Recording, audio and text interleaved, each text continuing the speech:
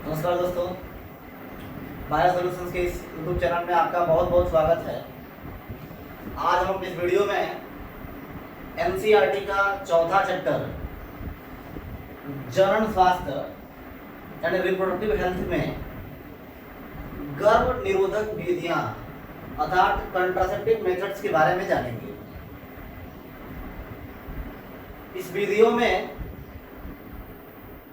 बहुत सारी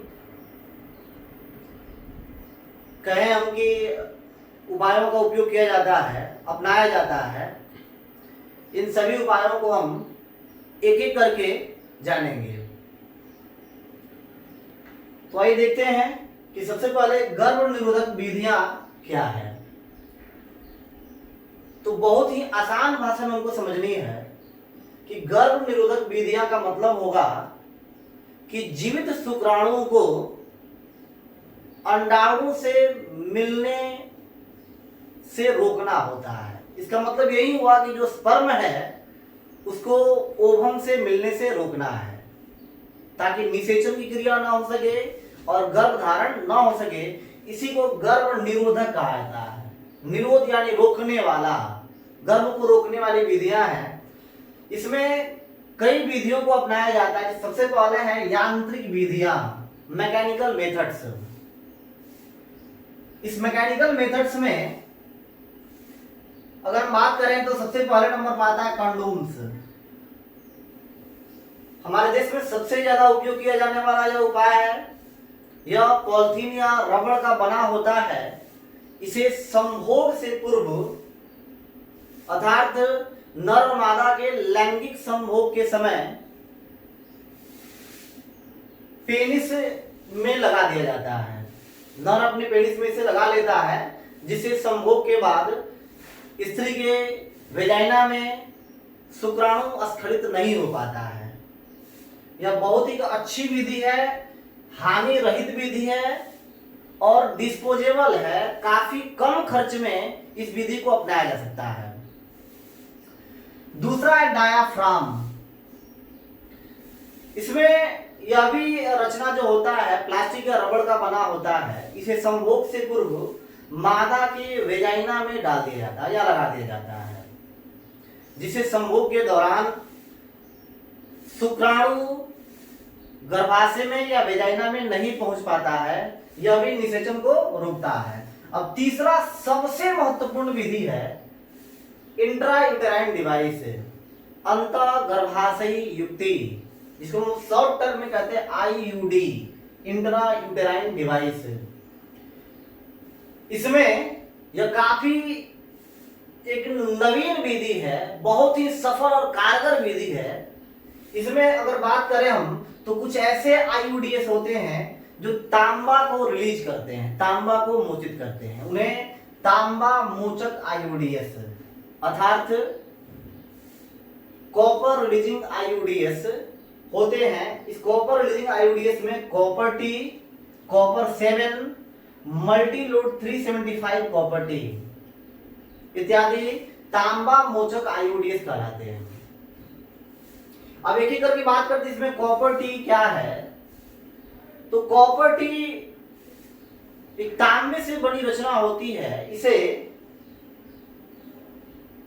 कुशल नर्सों द्वारा स्त्री के वेजाइना में आरोपित कर दिया जाता है, लगा दिया जाता है। दूसरा है हार्मोन मोचक आईयूडी अर्थात जो हार्मोन, वैसे इंट्रा यूटेराइन डिवाइस जो हार्मोन का मोचन करते हैं। तो ये हार्मोन मोचक आईयूडीएस में प्रोजेस्टेरोन, LNG-20 इत्यादि आते हैं। अब इन दोनों का काम देखते हैं कि जब कॉपर टी या जो तांबा मोचक आईयूडीएस हैं ये क्या करते हैं।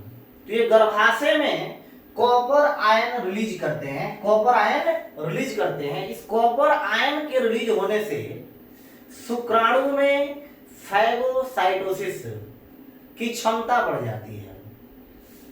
अब इससे क्या होगा तो शुक्राणु की गतिशीलता में कमी आ जाती है, वो गति करने में असक्षम हो जाता है, जिसके कारण यह शुक्राणु गर्भाशय से फैलोपियन ट्यूब के एम्पुला में नहीं पहुंच पाता है, निश्चित समय के अंतराल में नहीं पहुंच पाता है। तो ये भी, इससे गर्भ निषेचन नहीं होता है, गर्भ निरोधक अच्छा उपाय है यह। अब हार्मोन मोचक आईओडीएस है, जो हार्मोन का मोचन करते हैं, इसका भी बहुत इंपॉर्टेंट होता है। यह आईओडीएस जो गर्भाशय में इंडोमेट्रियम होता है, और इस इंडोमेट्रियम आप जानते हैं कि ब्लास्टोसिस्ट का आरोपण होगा, तो यह हार्मोन मोचक आईओडीएस गर्भाशय के इंडोमेट्रियम को पूरी तरीके से बदल देता है, जिससे आरोपण नहीं हो पाता है। अर्थात यह आईओडीएस आरोपण के को रोकने का कार्य करता है, और साथ ही जो सर्विक्स होता है, मादा में सर्विक्स होगा, उस सर्विक्स को इस स्थिति में ला देता है कि शुक्राणु अंदर प्रवेश न कर पाए।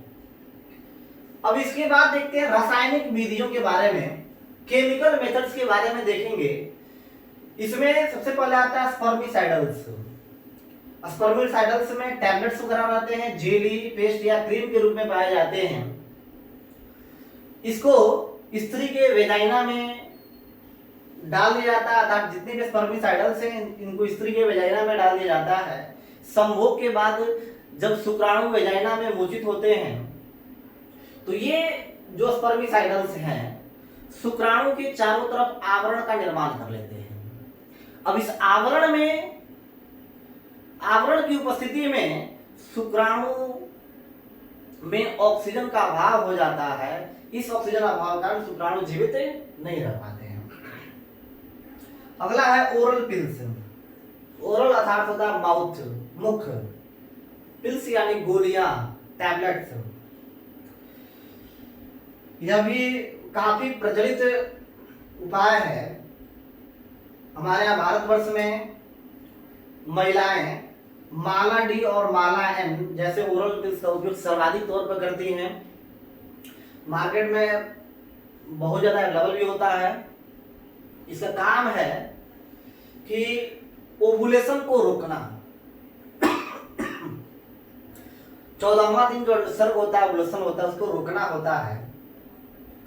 इन गोलियों का उपयोग यानी माला डी और माला एन जैसे अनेकों गोलियों का उपयोग मासिक चक्र प्रारंभ होने के 5वें दिन से लेकर के 28वें दिन तक की जाती है।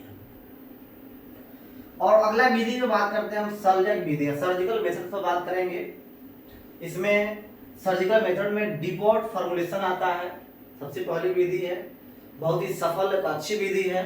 इस डिपोर्ट फॉर्मुलेशन में मुख्यतः प्रोजेस्टेरोन हार्मोन को स्त्री के त्वचा के नीचे सर्जरी द्वारा या इंजेक्शन द्वारा लगा दिया जाता है या डाल दिया जाता है।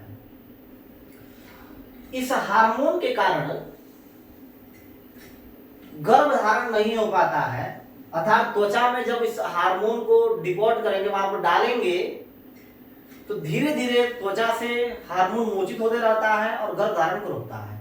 यह बहुत ही एक अच्छी विधि है, कारगर विधि है, सफल विधि है और लंबे समय तक असरदार विधि है।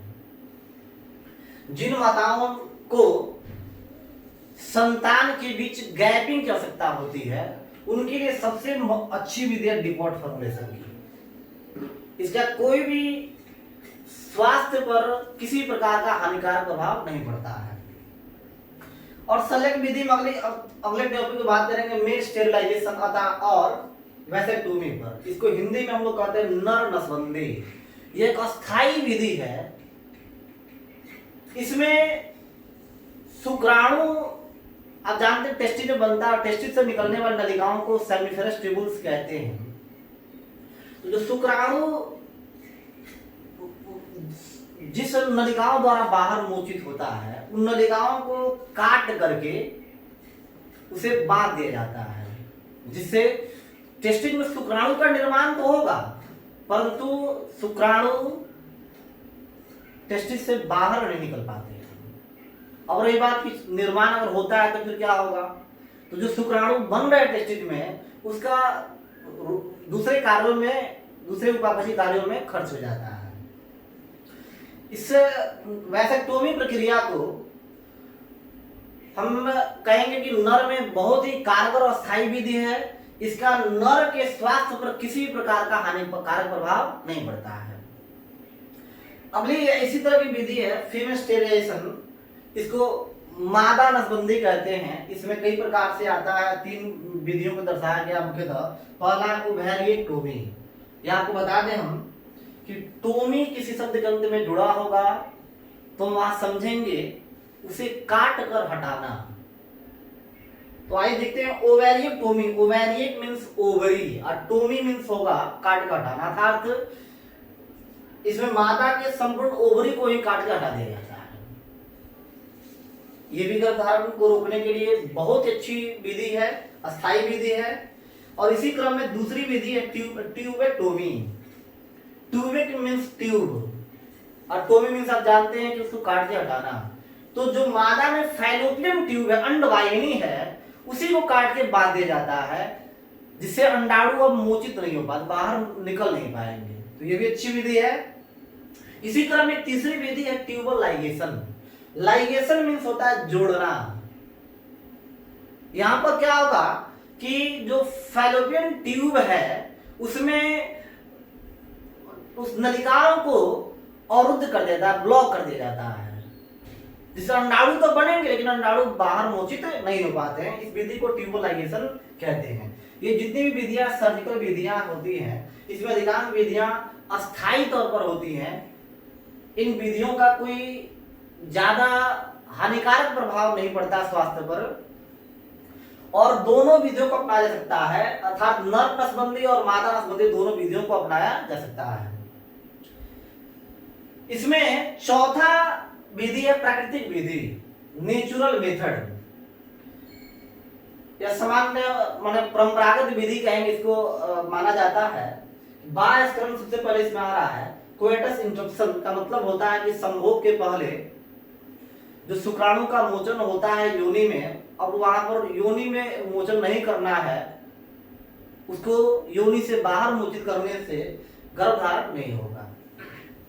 दूसरी विधि स्तनपान अनातर्भ अर्थात लैक्टेशनल एमिनोरिया, बहुत अच्छी विधि है, पुरानी विधि है और कुछ हद तक माना जाता है सफल विधि भी है।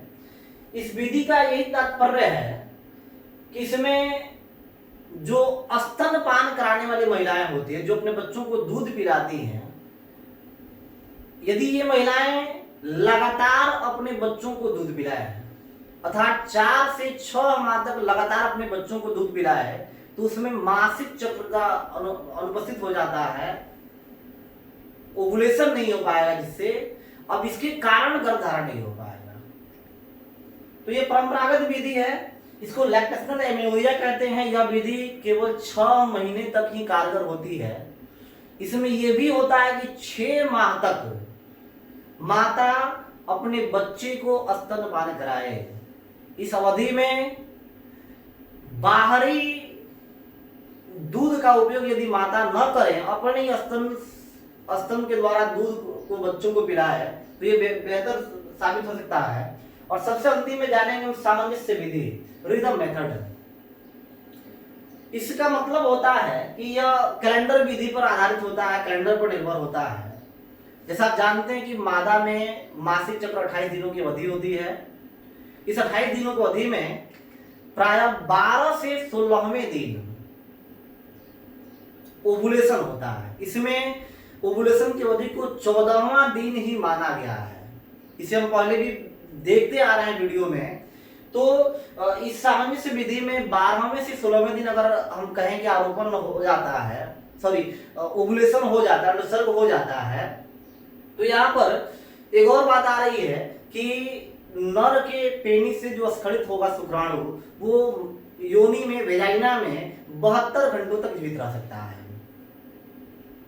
इस आधार पर अगर बात करें हम, तो इस पूरे मेंस्ट्रुअल साइकिल में यदि 10 से 17वें दिन तक मासिक चक्र के 10 से 17वें दिन यदि संभोग से बचा जाए, मैथुन क्रिया से बचा जाए, तो गर्भधारण नहीं होगा।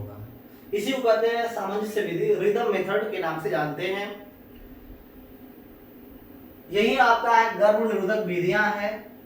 इसके द्वारा जनसंख्या को काफी हद तक नियंत्रित किया जा सकता है और छोटा परिवार, सुखी परिवार जैसे जो व्याख्यान है इनको आगे बढ़ाया जा सकता है। ये वीडियो अगर आपको पसंद आया तो आप इसे लाइक करिए, शेयर करिए और सब्सक्राइब करिए। कमेंट बॉक्स में आप जरूर कुछ पूछ सकते हैं।